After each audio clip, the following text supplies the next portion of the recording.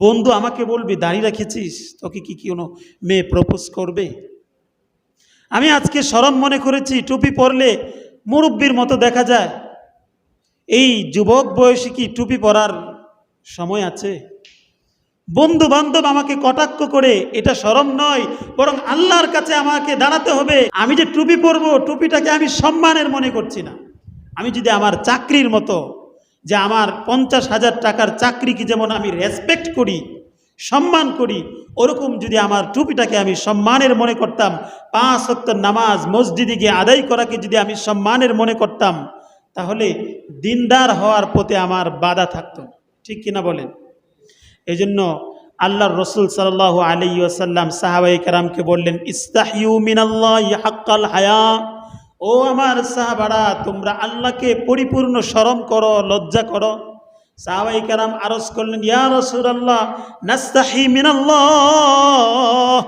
আমরা তো আল্লাহকে পরিপূর্ণ শরম করি, আল্লাহকে পরিপূর্ণ লজ্জা করি।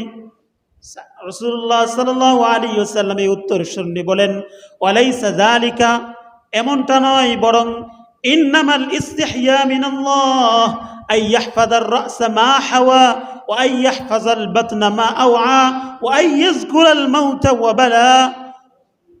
পরিপূর্ণ শরম হলো আল্লাহকে আমার মাথা সংশ্লিষ্ট যত গুনাহ আছে, গুনাহ ছেড়ে দিব। সুবহানাল্লাহ। আমার পেট সংশ্লিষ্ট যত গুনাহ আছে,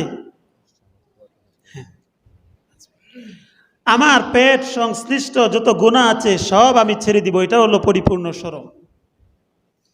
ওয়াইয়াজকুরাল মাউতা ওয়াল বালা, এবং মৃত্যুকে পরিপূর্ণভাবে স্মরণ করা, মৃত্যুর স্মরণকে সবসময় নিজের অন্তরের মধ্যে হাজির নাজির রাখা, এবং মৃত্যুর পরে যে বিশাল লম্বা সফর আছে, ওই সফরকে সবসময় নিজের ভিতরে রাখা।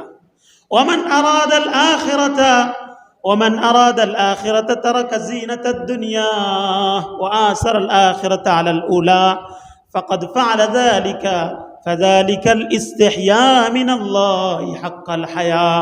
যে ব্যক্তি দুনিয়াকে প্রাধান্য না দিয়ে আখিরাতকে প্রাধান্য দিবে দুনিয়ার উপর, তাহলে যে এই কাজগুলো করবে, নিজের মস্তিষ্ককে হেফাজত করবে, নিজের পেটকে এবং পেট সংশ্লিষ্ট যত বিধান আছে এগুলোকে হেফাজত করবে, অর্থাৎ হারাম উপার্জন করবে না, নিজের চোখ দিয়ে গুনাহ করবে না, কান দিয়ে গুনাহ শ্রবণ করবে না, পা দিয়ে গুনার জন্য এগিয়ে যাবে না, হাত দিয়ে গুনার কাজ করবে না, এবং এমনিভাবে নিজের মস্তিষ্ককে হেফাজত করবে, মৃত্যুকে স্মরণ করবে, মৃত্যুর পরবর্তী লম্বা সফর, কঠিন অবিনশ্বর সেই সময়ের কথা স্মরণ করবে, দুনিয়াকে প্রাধান্য না দিয়ে আখিরাতকে দুনিয়ার উপর প্রাধান্য দিবে।